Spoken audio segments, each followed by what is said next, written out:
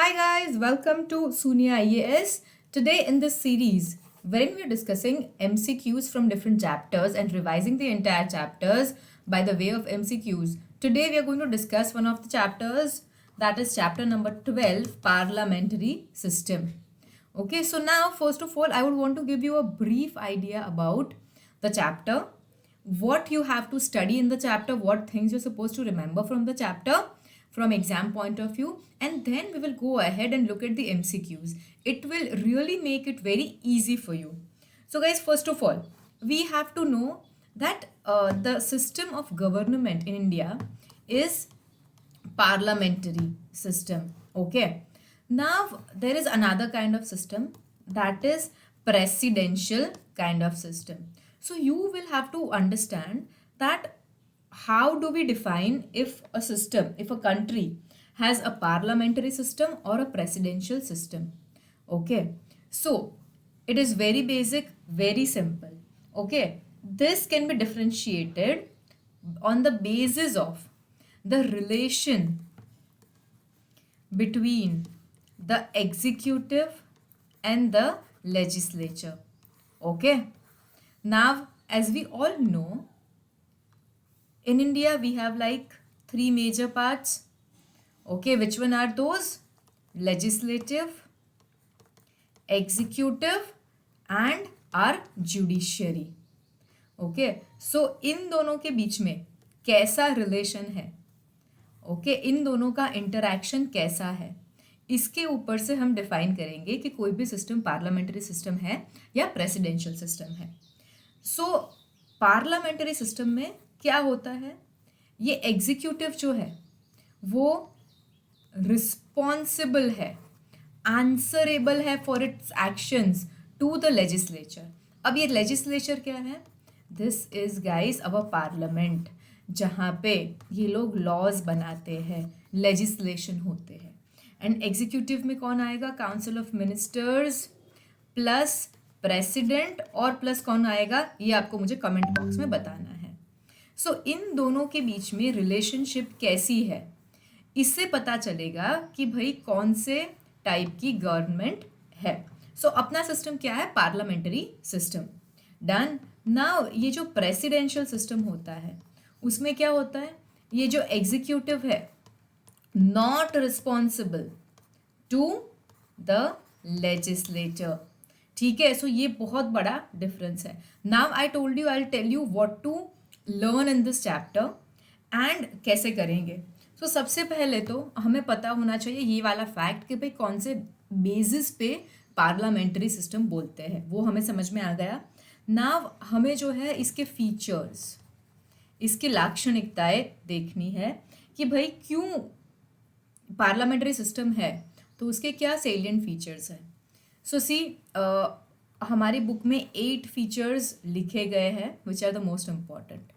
The first one is, हमारे यहाँ पे पीएम एंड प्रेसिडेंट दोनों होते हैं, है ना. आपने यूएसए में नहीं सुना होगा prime minister, because it is a presidential form of government.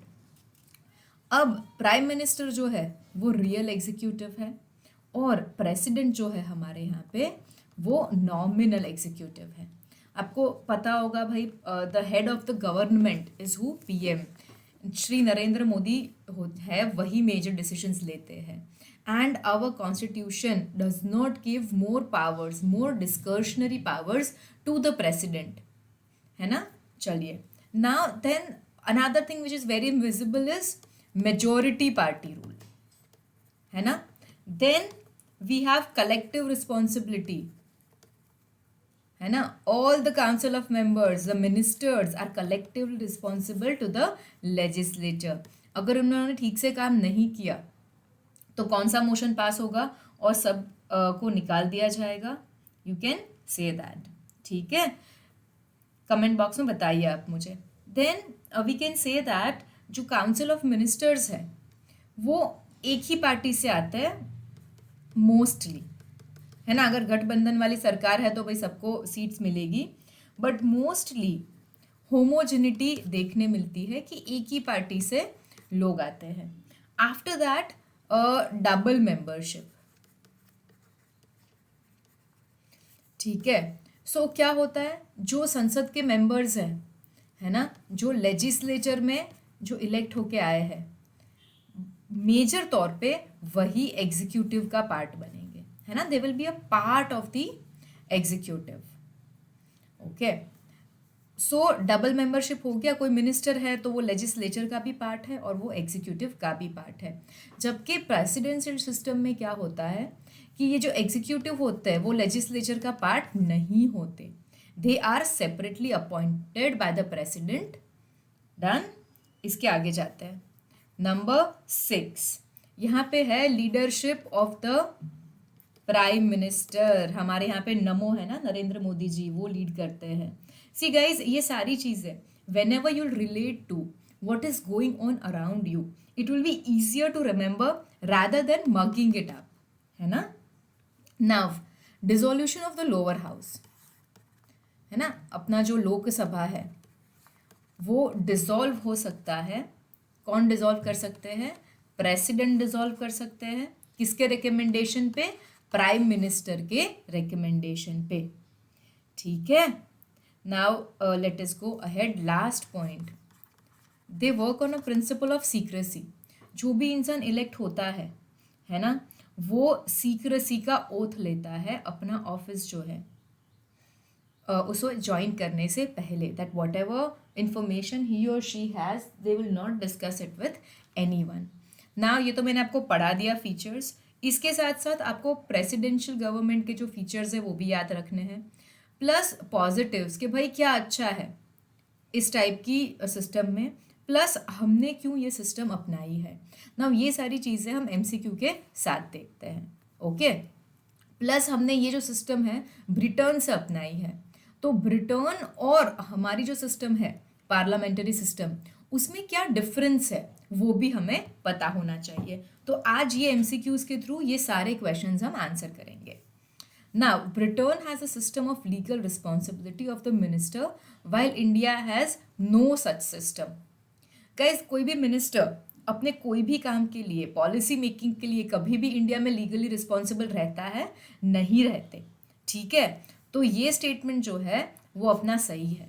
Britain में है सिस्टम लीगल रिस्पॉन्सिबिलिटी का, इंडिया में नहीं है। Okay, in India, in both India and Britain, a person who is not a member of parliament can be appointed as a minister. Now see guys, ये भी एक difference है।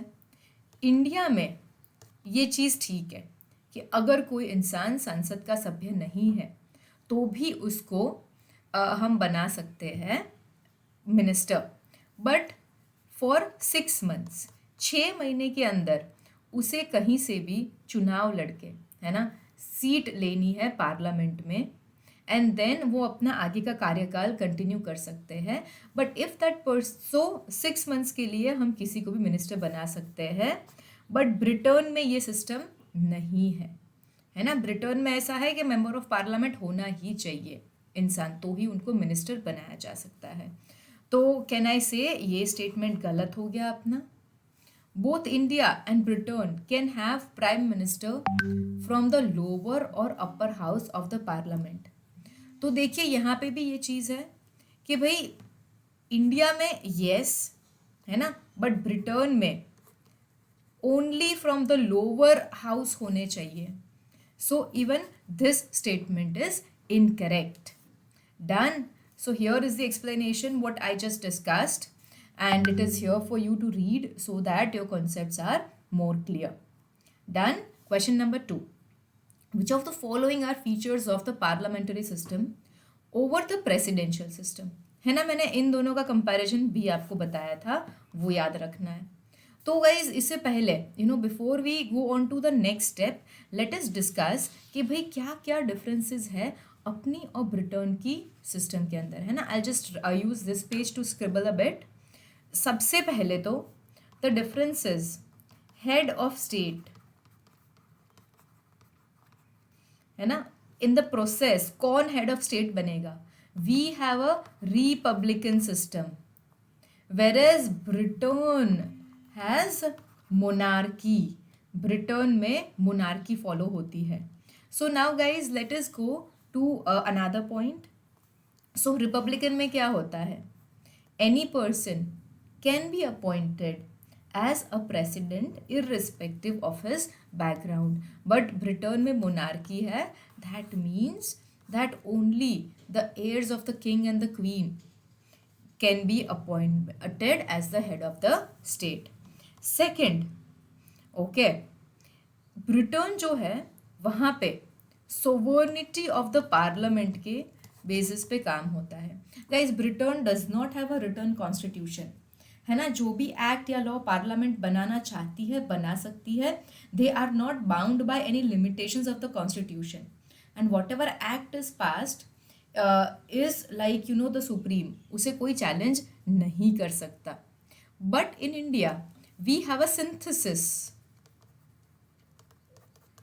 of parliament, sovereignty of the parliament and supremacy of the judiciary, है ना. कि भाई हम judicial review कर सकते हैं, प्लस पार्लियामेंट का जो भी लॉ मेकिंग फंक्शन है इट इज़ ऑलवेज एक लिमिटेड बाउंड्री के अंदर, कॉन्स्टिट्यूशन के बेसिस के अंदर रह के उनको लॉ बनाना होता है.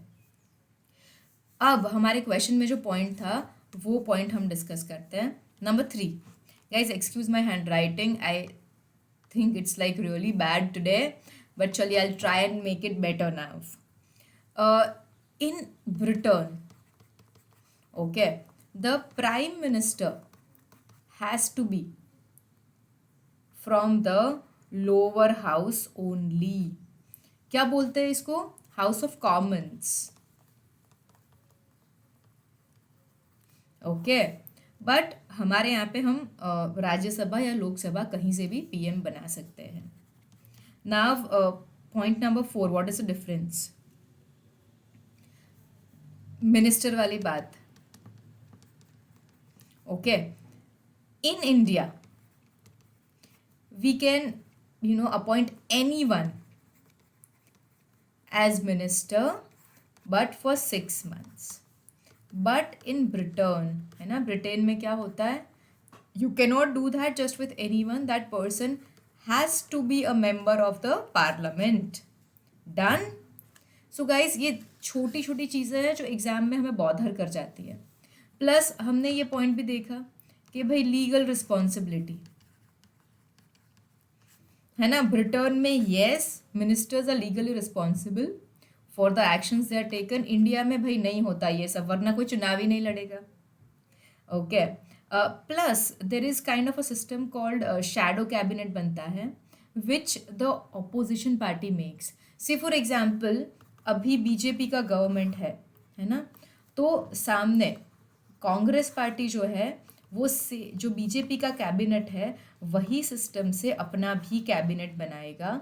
नाउ कैबिनेट बनने से क्या होता है, they will do equivalent or more research in the policies that are being made and implemented, so they can come up with better questions and they can demand more accountability from the ruling party. That is the idea for making a shadow cabinet. चलिए आ जाते हैं. Now we will like discuss कि भाई क्या features है parliamentary और presidential system के. तो देखते हैं. The president is the real executive while the prime minister is the nominal executive. Guys हमने क्लास के स्टार्टिंग में ही पढ़ा कि भाई नमो जो है हमारे, he is the real executive. तो यहाँ पे चीज़ें उलट फुलट दी गई है ना. तो फर्स्ट इनकरेक्ट है, उसके हिसाब से मैं इन दोनों को कैंसिल कर लूँगी. सो मेरे पास अब एलिमिनेशन मेथड है. देखते हैं. The ministers are collectively responsible to the parliament in general. Yes, they are. We just studied that. The ministers are members of both the legislature and the executive and operate on the principle of secrecy of procedure. Yes, ये भी हमने पढ़ लिया. The legislative, executive and judicial powers of the government are separated and vested in 3 independent organs of the government. Guys, what do you say? Yes, है ना. It has given in 3 things, but what happens is you have to understand the broader meaning. See, UPSC always gives you such statements, but you will have to understand somewhere that हमारे में क्या है, 3 independent organs नहीं है, we have a system of checks and balance. हमारे system को कई बार criticise किया जाता है, किस चीज़ के लिए, हमारे यहाँ पे सेपरेशन ऑफ पावर्स जो है वो इतना स्ट्रिक्ट नहीं है या इतना कंपार्टमेंटलाइज्ड नहीं है। वाई? बिकॉज जो लेजिस्लेचर है, एग्जीक्यूटिव है और जुडिशरी है, दे step into each others powers and they control each others functioning. कैसे?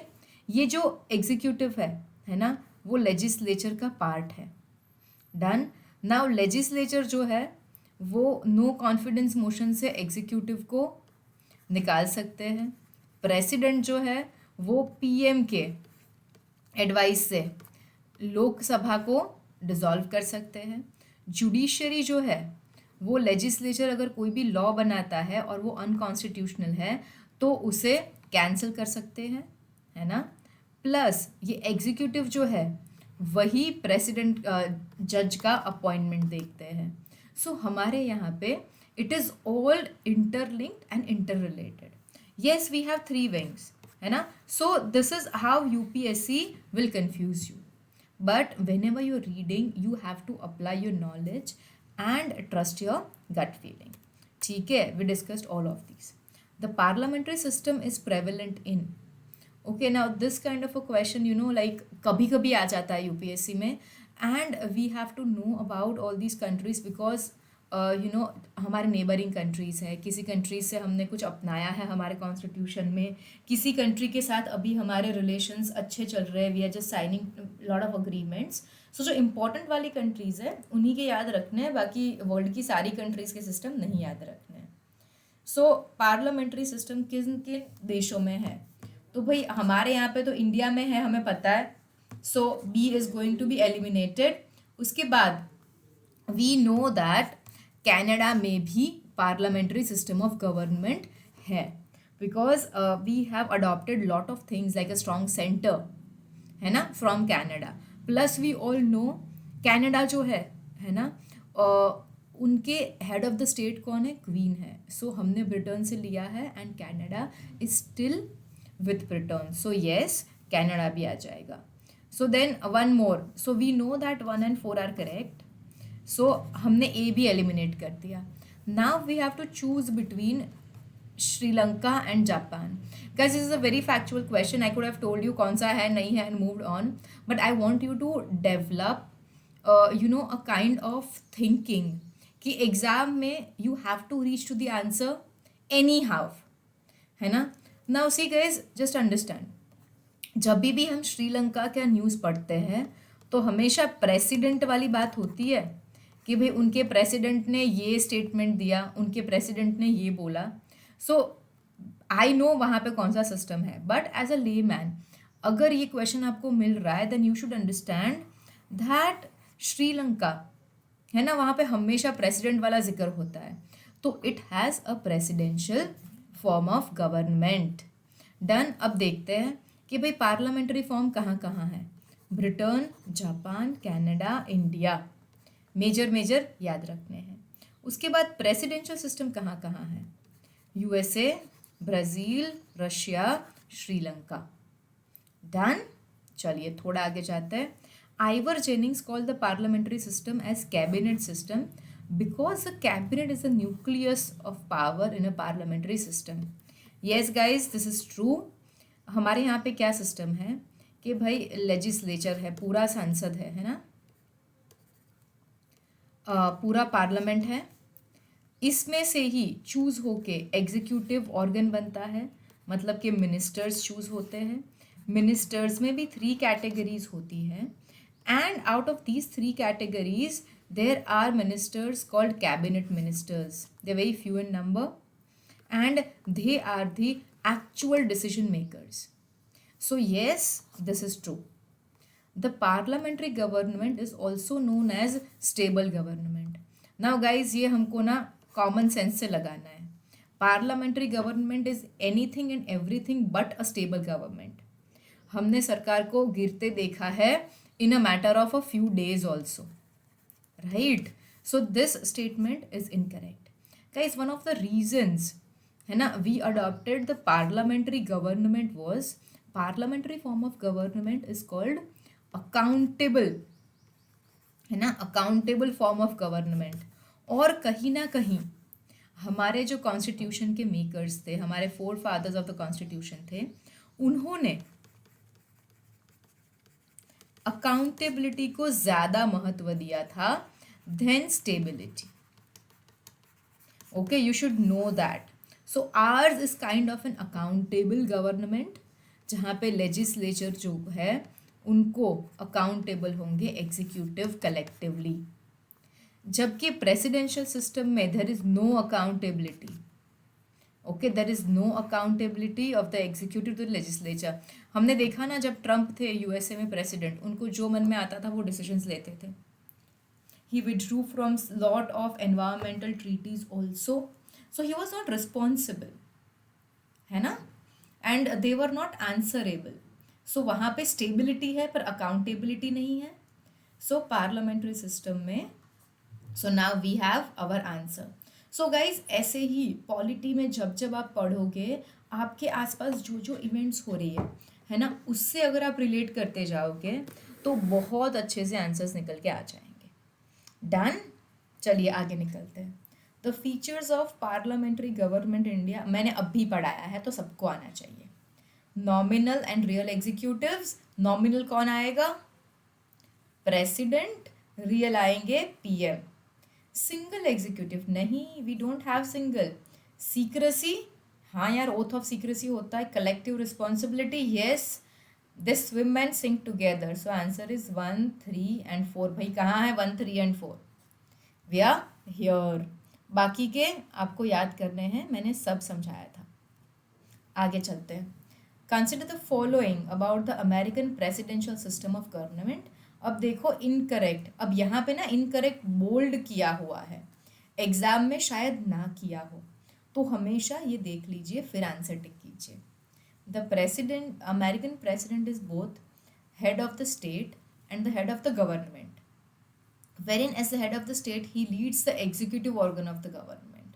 Now guys, this statement is incorrect because as the head of the state he occupies a ceremonial position, है ना, not, and as the head of the legislature he leads the organ of the government. Done.